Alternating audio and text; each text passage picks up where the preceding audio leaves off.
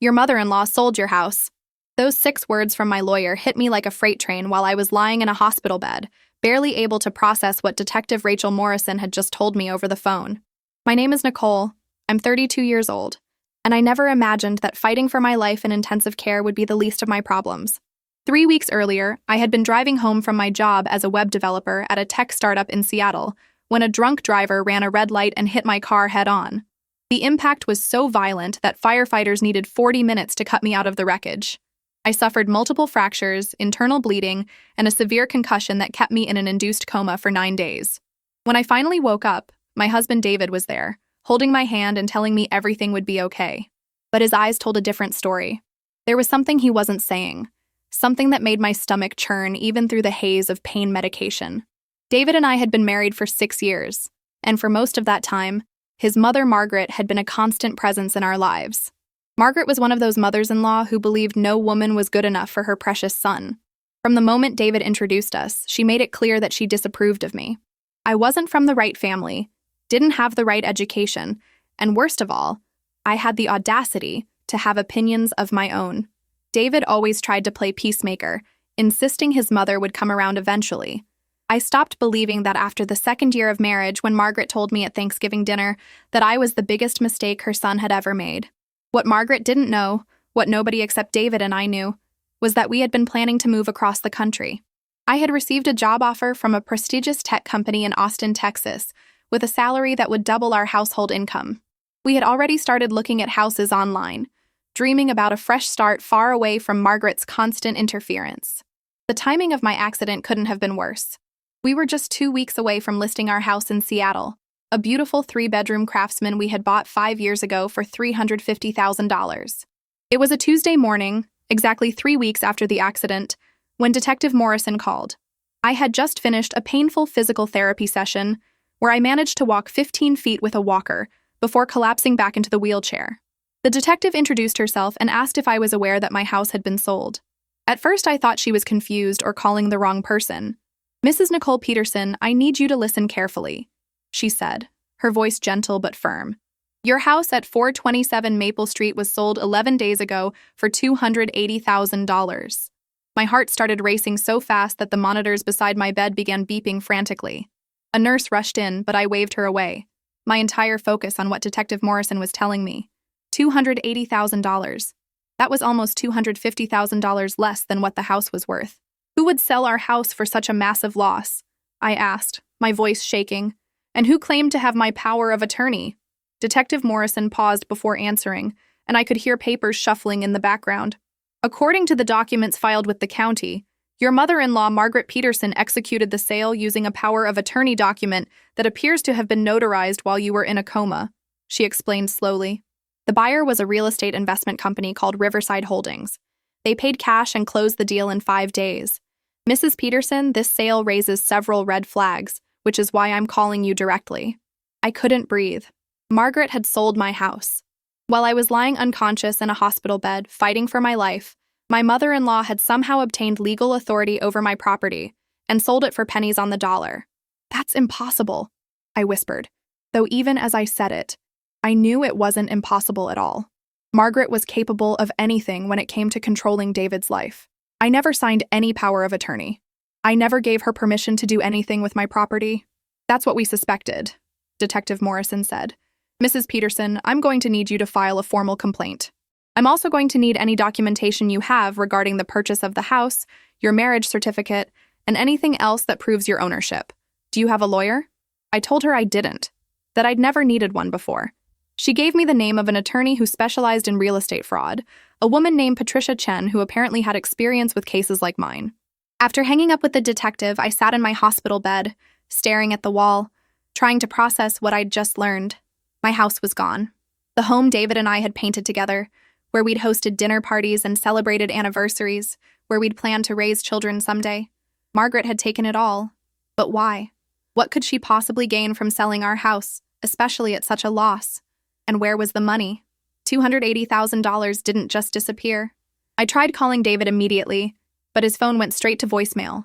I left 3 messages, each one more frantic than the last, begging him to call me back and explain what was happening. Hours passed with no response. The nurses could see I was distressed, and Sandra sat with me during her break, listening as I explained the situation. "Honey, you need to talk to that lawyer right now," she said firmly. "Don't wait for your husband. Something isn't right here." She was right. I called Patricia Chen's office and somehow managed to get an appointment for the next day. Patricia agreed to come to the hospital to meet with me, which I was grateful for since I could barely walk. That night was the longest of my life. I couldn't sleep, couldn't stop thinking about Margaret's smug face and wondering how she'd managed to pull this off. Around midnight, David finally showed up at the hospital. He looked terrible, exhausted and pale, with dark circles under his eyes. "Nicole, we need to talk," he said quietly, closing the door to my room. His voice was strange, flat and emotionless in a way I'd never heard before. "I know the detective called you. I know you know about the house." I stared at him, waiting for him to explain, to tell me this was all a horrible mistake. Instead, he sat down in the chair beside my bed and put his head in his hands. "My mother convinced me it was the right thing to do," he said finally. "You were in a coma, Nicole. The doctors didn't know if you were going to wake up. The medical bills were piling up, and our insurance wasn't covering everything. Mom said we needed to sell the house quickly to cover the costs. She said it was what you would have wanted." His words hit me like another car crash. David had known. My husband had known what his mother was doing and had allowed it to happen. "You let her sell our house while I was unconscious?" I asked, my voice barely above a whisper. "David, that house was worth over $500,000. She sold it for $280,000. Where did the rest of the money go?" He wouldn't meet my eyes, and in that moment, I knew there was more to this story than he was telling me. "The buyer was a friend of my mother's," David admitted after a long silence. "She needed to sell it quickly, so she gave them a deal. Nicole, I'm sorry. I thought I was doing the right thing. I thought I was going to lose you, and I panicked. I felt something break inside me. Not just my heart, but my trust, my faith in the man I'd married. A friend of your mother's," I repeated slowly. "David, do you understand what you're saying? Your mother committed fraud. She forged documents to make it look like she had the legal right to sell my property." He finally looked at me, and I saw tears in his eyes. "It wasn't fraud, Nicole. I signed papers giving her temporary authority while you were incapacitated. The lawyer my mom hired said it was all legal. But I knew better. I'd worked in tech long enough to understand contracts and legal documents. Power of attorney couldn't be granted by a spouse without specific circumstances, and certainly not to sell community property without both owners' consent. Margaret had manipulated David, played on his fear and grief, and convinced him to help her steal our home. "Get out," I told him quietly. "Get out of this room right now." David tried to argue, tried to explain, but I couldn't listen anymore. I pressed the call button for the nurse and told her I needed him removed from my room. Sandra appeared within seconds, took one look at my face, and firmly escorted David out. She didn't ask questions, just held my hand while I cried harder than I'd cried since waking up from the coma. The next morning, Patricia Chen arrived at my hospital room at 9 o'clock sharp. She was a small woman in her 50s with sharp eyes and an air of competence that immediately made me feel better. She listened to my entire story without interrupting, taking notes on a tablet and occasionally asking clarifying questions. When I finished, she sat back and looked at me seriously. "Nicole, what your mother-in-law did is absolutely illegal," she said firmly. "This is real estate fraud, forgery, and theft. The fact that your husband participated makes it worse, not better. Can we get the house back?" I asked desperately. Patricia nodded slowly. "We can try. The sale was executed fraudulently, which means it can be voided. However, the process will take time and money. We'll need to file a lawsuit against Margaret, David, and the buyers. We'll need to prove that you never consented to the power of attorney and that the sale price was unconscionably low. I won't lie to you. This is going to get ugly. Your husband will likely have to choose between you and his mother." Over the next week, Patricia moved quickly. She filed an emergency injunction to prevent the transfer of any remaining funds from the sale. She subpoenaed all documents related to the power of attorney and the sale itself. She contacted Riverside Holdings, the company that had purchased my house, and demanded copies of all their paperwork. What she discovered made my blood run cold. The power of attorney document had been notarized by a notary public named Stephen Walsh, who happened to be Margaret's neighbor. The signature on the document was supposed to be mine, but it looked nothing like my actual signature. Patricia hired a forensic document examiner who confirmed what we already suspected. The signature was a forgery, and a poor one at that. Margaret hadn't even tried very hard to make it look authentic. She'd simply scrawled something vaguely resembling my name and assumed no one would check.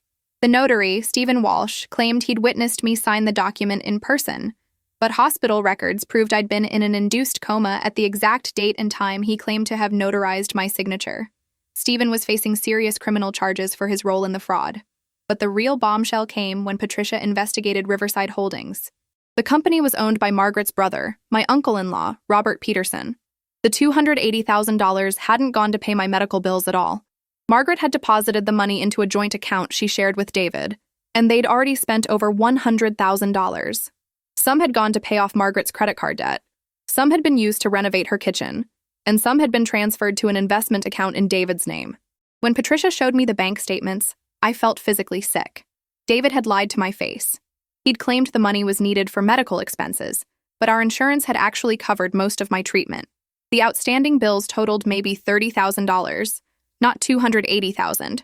My husband and his mother had stolen my house to pay off their debts and fund their lifestyle, and they'd done it while I was unconscious and helpless in a hospital bed. I made a decision right then. I wasn't just going to fight to get my house back. I was going to make sure Margaret and David faced serious consequences for what they'd done. Patricia filed a comprehensive lawsuit naming Margaret, David, Robert, Stephen the notary, and Riverside Holdings as defendants. She also filed a criminal complaint with the district attorney's office. Within 48 hours, Detective Morrison called to tell me that Margaret had been arrested and charged with fraud, forgery, and grand theft. David hadn't been arrested yet, but the detective said charges were pending. My parents flew in from Phoenix the day after Margaret's arrest. They were horrified by what had happened and immediately offered to help financially and emotionally. My father, a retired accountant, went through all my financial documents with Patricia and discovered even more irregularities. David had also taken out a home equity line of credit against our house 2 weeks before my accident, borrowing $75,000 that I'd known nothing about. That money had disappeared into Margaret's accounts as well. The scope of the betrayal was staggering. David finally came to see me again, this time with his own lawyer. He tried to convince me to drop the lawsuit, claiming that his mother had manipulated him, and he hadn't understood what he was doing. "Nicole, please," he begged. "My mother is 68 years old. She can't go to prison. I made a mistake, but we can fix this. Let's just sell the house properly now and split the money fairly." I looked at the man I'd married and realized I didn't know him at all. "You didn't make a mistake, David," I said coldly. "You committed fraud. You stole from me while I was fighting for my life. You let your mother forge my signature and sell our home for a fraction of its value. And then you lied about it." His lawyer tried to speak, but I held up my hand. "I want a divorce. I want you out of my life completely. And I want every single penny you stole from me." The divorce papers were filed within the week. Patricia also helped me file a restraining order against both David and Margaret, preventing them from contacting me or coming near the hospital. The legal battles were exhausting, especially while I was still recovering from my physical injuries. But I was determined. Every painful physical therapy session, every difficult legal meeting, every sleepless night made me more resolved to see this through to the end. Margaret's trial came first. The evidence against her was overwhelming. The forged signature, the notary's false testimony, the sale to her brother's company for far below market value, the misappropriation of funds. Her lawyer tried to argue that she'd been acting in good faith to help her son during a crisis, but the prosecution tore that defense apart. Margaret had sent text messages to friends bragging about how she'd finally gotten rid of that terrible woman who'd stolen her son. Those texts were read aloud in court, and I watched Margaret's face turn red with shame and anger. The jury deliberated for less than 3 hours before returning a guilty verdict on all counts.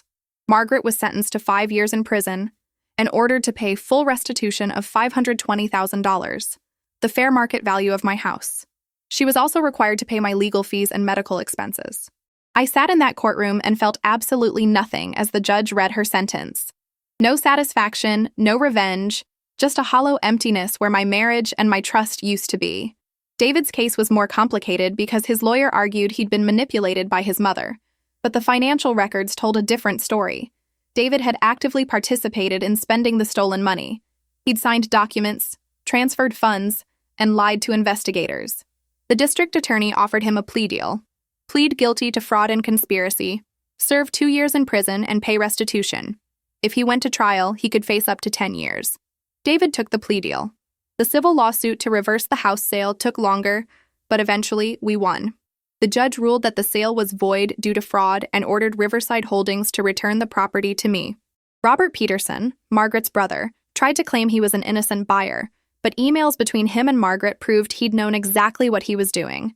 He was ordered to pay damages as well. 6 months after that phone call from Detective Morrison, I finally got my house back. But I didn't want it anymore. The house was tainted with too many bad memories, too much betrayal and pain. I listed it immediately and sold it within 2 weeks for $545,000. After paying off all the legal fees, medical bills, and debts David had secretly accumulated, I had about $400,000 left.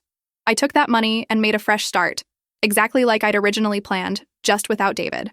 I moved to Austin and started my new job at the tech company. I bought a small condo with cash, no mortgage, no ties to anyone. I went to therapy twice a week to deal with the trauma of the accident and the betrayal. Slowly, painfully, I started to rebuild my life. The physical scars from the accident would always be there. A slight limp from where my left leg had been shattered. Occasional back pain on cold days. But those scars were nothing compared to the emotional damage David and Margaret had inflicted. About a year after everything was settled, I received a letter from Margaret in prison.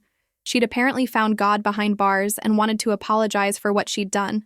The letter was 3 pages long, filled with excuses and justifications disguised as remorse. She claimed she'd been trying to protect David from financial ruin. She said she'd always wanted what was best for her son. She never once admitted that what she'd done was wrong, just that she was sorry I'd been hurt by her actions. I read the letter once, then threw it away. Margaret still didn't understand that she'd committed a serious crime. She still believed she'd been justified in her actions because, in her mind, David would always be more important than anyone else, including me. I never responded to that letter, and I never responded to the 5 others she sent over the following months. She was out of my life, and that was exactly where she was going to stay. David served his 2 years and was released on parole. I heard through mutual friends that he'd moved back in with Margaret after her release from prison, that he'd never remarried, never really recovered from the consequences of his actions. His architecture license had been suspended due to his fraud conviction, and he was working as a draftsman for a small firm, making a fraction of what he used to earn. Part of me felt sorry for him, but mostly I just felt grateful that I'd escaped. My life in Austin exceeded every expectation I'd had when I first accepted that job offer years ago. I thrived at the tech company, eventually becoming a senior developer and leading my own team. I bought a bigger place, a 2-bedroom house with a small garden where I grew tomatoes and herbs. I made new friends, people who had no connection to my past, who knew me only as Nicole the developer, not Nicole the victim of her mother-in-law's fraud. I even started dating again, cautiously at first. It was hard to trust people after what David had done, hard to believe that someone could truly have my best interests at heart. But I met someone eventually, a kind man named Marcus who worked as a teacher and had infinite patience with my trust issues. We took things slowly, and for the first time in years, I felt like I could breathe again, like the weight of betrayal had finally lifted from my shoulders. The thing about trauma is that it never completely disappears. There were still nights when I woke up in a cold sweat, dreaming about the accident or about discovering what Margaret had done. There were still moments when I second-guessed every decision, wondering if I'd been too harsh or not harsh enough. But those moments became less frequent as time passed, replaced by days of genuine happiness and peace. I'd learned that healing wasn't linear, that recovery from betrayal was just as difficult as recovery from physical injury. What Margaret didn't count on when she sold my house was my resilience. She'd assumed I would either die or be too weak to fight back. She'd underestimated my determination and my refusal to be a victim. She'd thought she could manipulate the system and get away with it because she'd always gotten away with manipulating David. But she'd made a critical mistake. She'd committed her fraud in writing, leaving a paper trail that even the best lawyers couldn't erase. The detective who first called me, Rachel Morrison, became an unexpected friend through the process. She'd seen enough cases of elder financial abuse and fraud to know how rare it was for victims to get full justice. She told me once that most people in my situation would have been too traumatized to fight, would have accepted a settlement just to make it all go away. But I'd fought, and I'd won, and Rachel said that gave her hope for her other cases. I kept in touch with Patricia Chen as well, my lawyer who'd navigated the complex legal battles with skill and compassion. She told me my case had set a precedent in Washington state for how courts handled fraudulent property transfers during medical emergencies. Other victims were using my case as a roadmap to get their own justice. Knowing that something good had come from my nightmare made it easier to bear. Looking back now, 3 years after that terrible phone call in the hospital, I can honestly say I'm grateful for what happened. Not grateful for the betrayal or the pain, but grateful for what it taught me about my own strength. I'd survived a near-fatal car accident. I'd survived my husband's betrayal. I'd survived my mother-in-law's criminal fraud. And I'd come out the other side stronger, smarter, and more determined than ever to live life on my own terms. The final chapter of this story came unexpectedly on a Tuesday afternoon in March. I was at work, reviewing code for a new project, when my phone rang. It was an unknown number from Seattle. I almost didn't answer, but something made me pick up. It was David's sister, Karen, someone I hadn't spoken to since before the divorce. She'd been one of the few family members who'd reached out after everything happened, apologizing for her mother's actions and expressing shock at David's involvement. "Nicole, I thought you should know," Karen said quietly. "Mom had a stroke last week. She's in the hospital, and it doesn't look good. David asked me to call you because he wanted you to know." I was silent for a long moment, processing this information. Margaret was dying, and some part of David apparently thought I'd care. Why would David think I'd want to know this? I asked finally, keeping my voice neutral. Karen sighed. "I think he's hoping you might visit, might give Mom a chance to apologize properly before she dies." I told him it was a terrible idea to ask, but he insisted. "Nicole, you don't owe my family anything. I just promised I'd call." I thanked Karen for letting me know and hung up. Then I sat at my desk, staring at my computer screen, feeling absolutely nothing. Margaret had stolen from me, lied about me, tried to destroy my life, and now she was dying. And David thought I should grant her absolution. I didn't go to Seattle. I didn't visit Margaret in the hospital. I didn't send flowers or a card. I simply went on with my life, went home to Marcus and told him about the call. He held me and asked if I was okay, if I needed to talk about it. I told him honestly that I was fine, that Margaret's approaching death didn't change anything for me. She'd made her choices and she'd face the consequences. That was the end of the story. Margaret died 3 days later without ever speaking to me again. David sent me an email, not asking me to come to the funeral, but thanking me for respecting his mother's memory by not speaking to the press about what had happened. I found his email darkly funny. He was still trying to control the narrative, still trying to protect his mother's reputation even after everything. I deleted the email without responding and went on with my day. The anniversary of the accident came and went. 5 years since that drunk driver had hit my car and changed everything. 5 years since I'd learned what my husband and mother-in-law were truly capable of. I spent that day hiking in the Texas Hill Country with Marcus, breathing in the clean air and feeling grateful for every moment of my survival. The nightmares about the crash had mostly stopped. The trust issues had mostly healed. I was finally, truly free. My career continued to flourish. I was promoted to Director of Development, overseeing a team of 30 developers working on cutting-edge applications. The salary was more than I'd ever imagined making, and I used it wisely. I invested in real estate, bought rental properties, built financial security that no one could take from me. I learned everything I could about legal protections, estate planning, and financial fraud prevention. I became the person I wish I'd been before the accident, someone who couldn't be victimized so easily. Marcus and I got engaged on a quiet evening at home. No grand gestures or public displays, just a sincere promise to build a life together based on honesty and trust. We talked extensively about prenuptial agreements, not because we didn't trust each other, but because I'd learned the hard way that love wasn't always enough to protect you from betrayal. Marcus understood. He'd been through his own divorce and knew the value of clear legal boundaries. My parents were thrilled about the engagement and even more thrilled when I told them Marcus and I were planning a small wedding, just immediate family and close friends. After everything I'd been through with David's family, the idea of a big wedding filled with relatives felt suffocating. I wanted something intimate and meaningful, a celebration of new beginnings rather than a performance for people who didn't really know us. I still thought about Margaret sometimes, usually when I was doing something she would have disapproved of, taking a solo trip to Japan, buying a motorcycle, cutting my hair short. Each time I did something she would have criticized, I felt a small spark of defiance and joy. She'd tried to control my life, tried to take everything from me, and instead, she'd given me the greatest gift possible. She'd shown me exactly how strong I could be when pushed to my limit. The lawsuit money from Margaret's restitution had finally been paid in full after garnishing her Social Security checks for years. It wasn't the full amount she owed. She'd died before paying it all back, but it was enough. I donated half of it to a nonprofit that helped victims of financial fraud and elder abuse. The other half went into a trust fund, money I'd never touch unless there was an absolute emergency. I never wanted to benefit from Margaret's crime. I just wanted acknowledgement that what she'd done was wrong. David had tried to reach out a few times over the years, usually around holidays or on the anniversary of Margaret's death. I never responded. What was there to say? He'd made his choices. He'd chosen his mother over his wife, chosen theft over integrity, chosen lies over truth. Those weren't mistakes or misunderstandings. They were character revelations, and I was grateful to have learned who he really was before I'd had children with him or wasted more years of my life. Sometimes people asked me if I'd forgiven David and Margaret.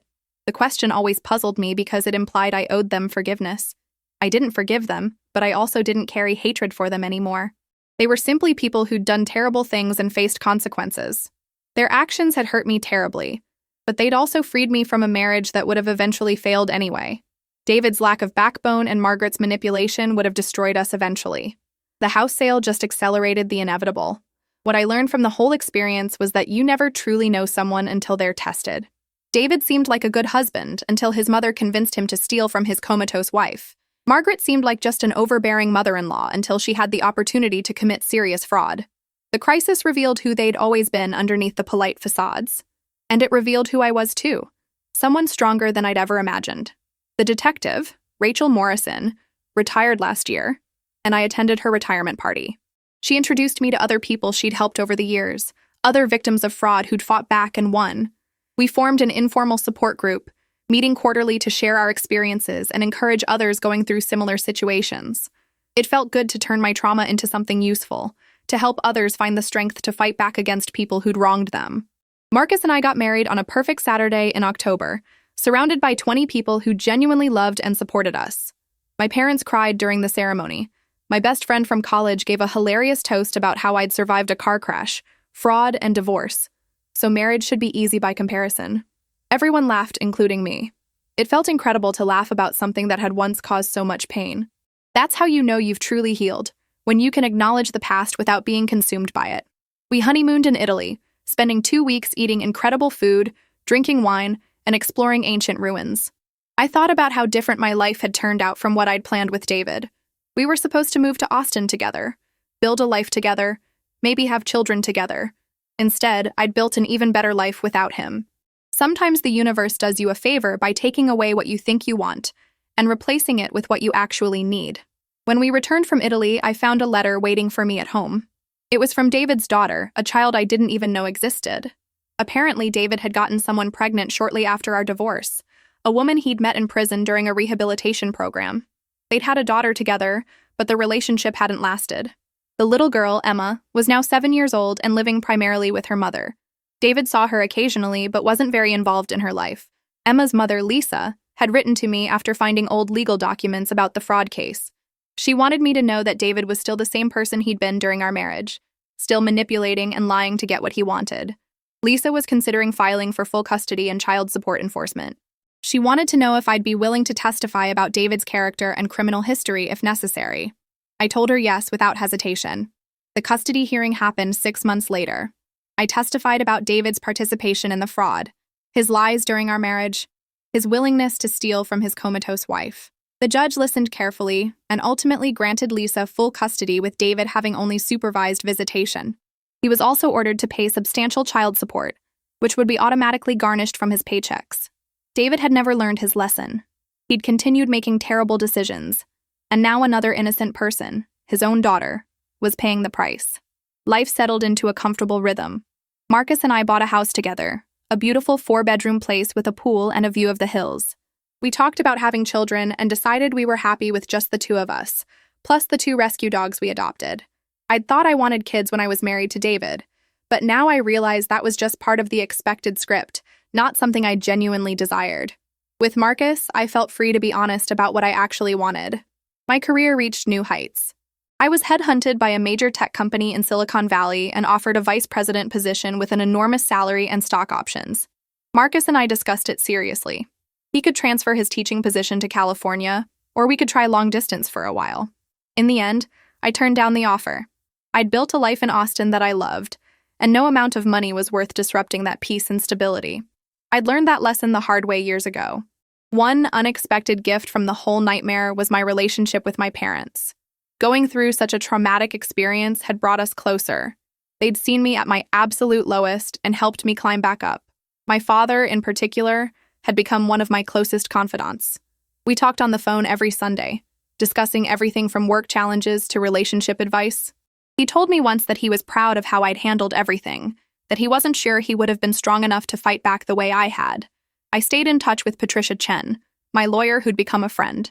She invited me to speak at legal conferences about my experience, to help other attorneys understand what victims of financial fraud go through. I accepted those invitations, telling my story over and over to rooms full of lawyers and judges.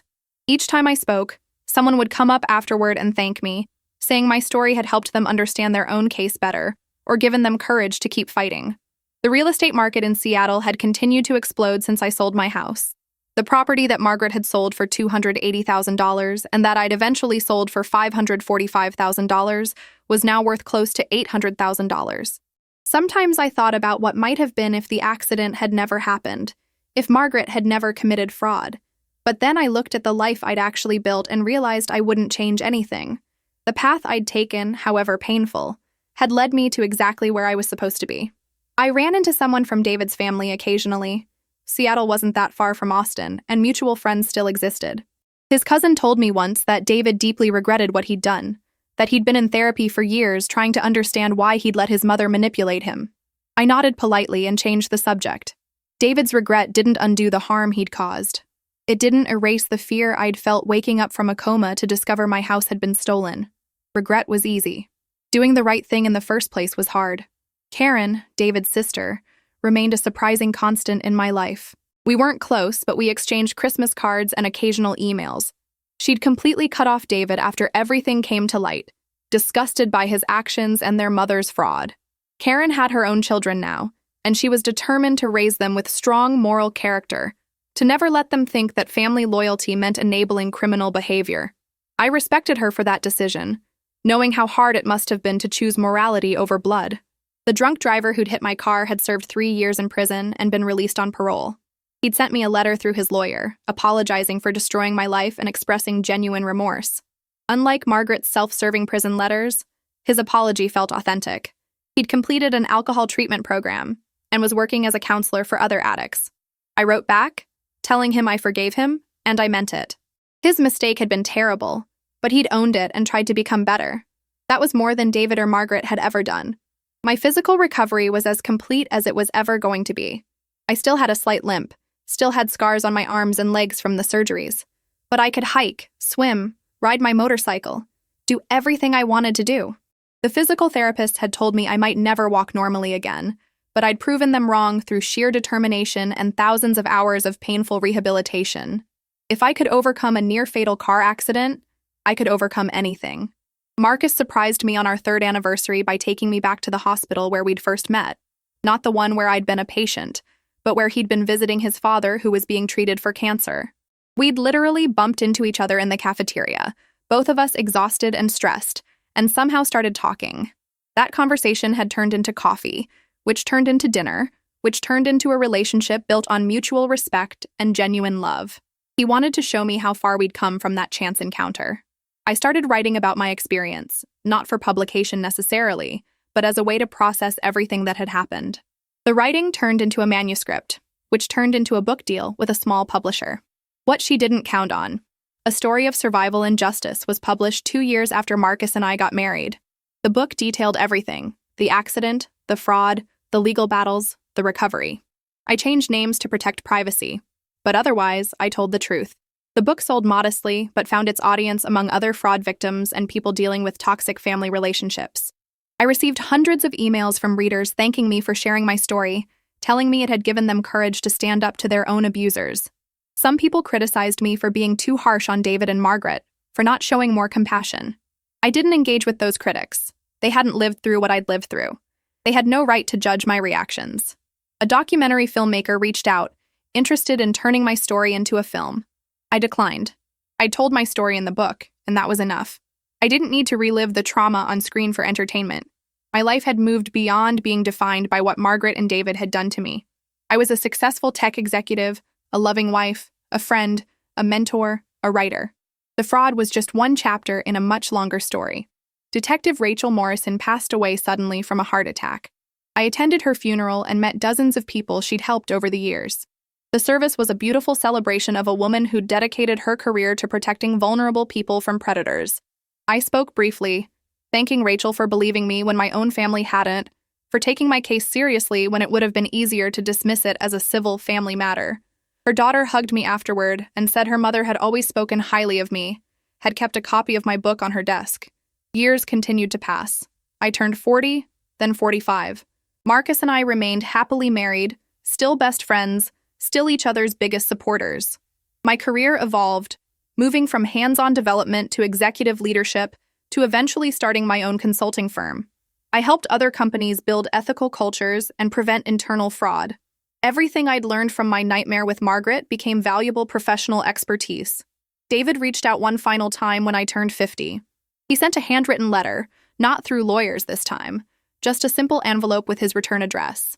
He wrote that he was dying from cancer, that he had maybe 6 months left, and that he wanted to apologize one last time before he died.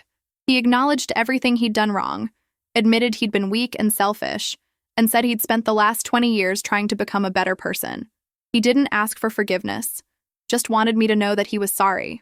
I read the letter twice, then put it in a drawer. I didn't respond immediately. Instead, I talked to Marcus, talked to my therapist, really thought about what I wanted to do. Eventually, I wrote back a brief note. I thanked David for his apology and told him I hoped he found peace in his final months. I didn't say I forgave him because I still wasn't sure I did, but I also didn't want him to die thinking I still actively hated him. Indifference was the gift I could give him, the acknowledgement that he no longer had any power over my emotions. David died 4 months later. Karen called to tell me, said the funeral would be private, just immediate family. She didn't expect me to attend, and I didn't. I sat in my home office that day, looking at photos from my life, pictures of Marcus and me traveling, pictures of my parents, pictures of friends and colleagues. My life was so full, so rich with genuine connections and real love. David had been a chapter, but he wasn't the whole story. Not even close. Looking back over everything that happened, I can honestly say I'm grateful for the hard lessons I learned. I learned that you can't trust someone just because they're family or because they promise to love you. I learned that legal protections matter and that you should never sign anything without reading it carefully. I learned that fighting back against injustice is worth it, even when it's exhausting and painful. Most importantly, I learned that I was stronger than I ever imagined possible. Margaret thought selling my house while I was in a coma would break me. Instead, it forged me into someone unbreakable. The house on Maple Street where all this began was eventually torn down by developers and replaced with a modern apartment building. I saw photos online and felt absolutely nothing.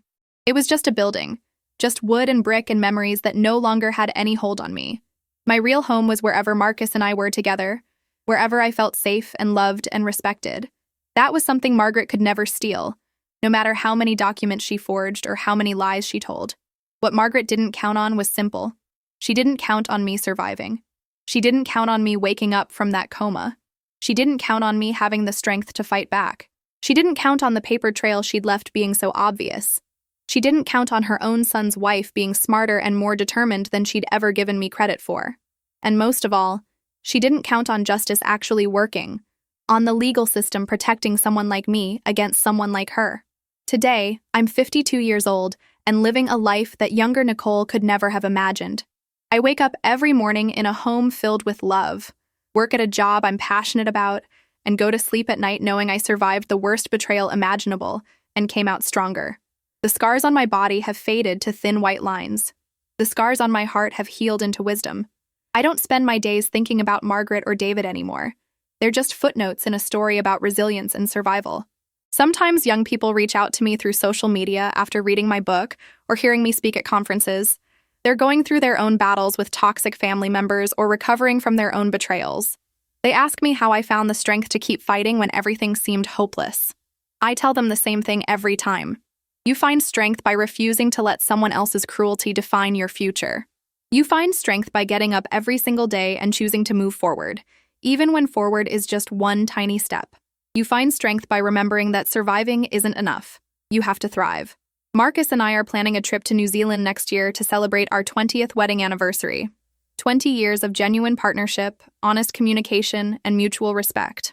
20 years of proof that not all families are toxic, that not all marriages end in betrayal. Sometimes I think about the parallel universe where the accident never happened, where Margaret never sold the house, where I stayed married to David and slowly withered under his weakness and his mother's manipulation. I'm grateful I don't live in that universe. The path I actually walked, painful as it was, led me to authentic happiness. My parents are in their 80s now, still healthy and active, still my biggest cheerleaders. My father jokes that I'm the toughest person he knows, that I could survive anything after what I went through. My mother has mellowed with age, become more openly affectionate, telling me frequently how proud she is of the woman I became. We have Sunday dinners together whenever possible, Marcus and I and my parents, sharing meals and laughter and the comfortable silence of people who truly know each other. This is what family is supposed to be. Support, not sabotage. Love, not manipulation. The consulting firm I started now employs 35 people and generates millions in annual revenue. We specialize in helping companies identify and prevent internal fraud, teaching executives how to spot red flags and protect vulnerable employees. Every client we help feels like a small victory. Another person saved from experiencing what I experienced. I've turned my nightmare into my mission, and there's something deeply satisfying about that transformation. Margaret tried to destroy me, and instead, she gave me purpose. If you're watching this and you've experienced something similar, if someone has betrayed your trust or stolen from you or manipulated you when you were vulnerable, I want you to know something important. You are not alone. What happened to you was not your fault, and you have the strength inside you to fight back, to reclaim your life, to build something beautiful from the ashes of betrayal. It won't be easy. There will be days when you want to give up, when fighting seems too hard and the pain seems too overwhelming. But on those days, remember this. The people who wronged you are counting on you to give up. They're counting on you being too tired, too hurt, too broken to fight back. Don't give them that satisfaction. Stand up, speak your truth, demand justice. Surround yourself with people who truly love you, not people who claim to love you while stealing from you. Document everything, trust your instincts, and never let anyone convince you that protecting yourself makes you the villain. Margaret spent her final years in prison because I refused to be silent. David spent his life haunted by his choices because I refused to pretend they didn't matter. And I'm spending my life thriving because I refuse to let their betrayal define me. Your story doesn't end with betrayal. That's just one chapter. The chapters you write next, those are entirely up to you. Make them count. Make them powerful. Make them proof that you're stronger than anyone who ever underestimated you. What they didn't count on was you. Never forget that. If this story resonated with you, if it gave you hope or strength or just helped you feel less alone, I'd love to hear from you in the comments below. Share your own experiences if you're comfortable, or just let me know you're out there fighting your own battles. We're all in this together. And if you found value in this story, please share this video with someone who might need to hear it. Subscribe to the channel for more stories about survival, resilience, and justice. Together, we're building a community of people who refuse to be victims, who choose to be survivors instead. Thank you for listening to my story. Now go write yours.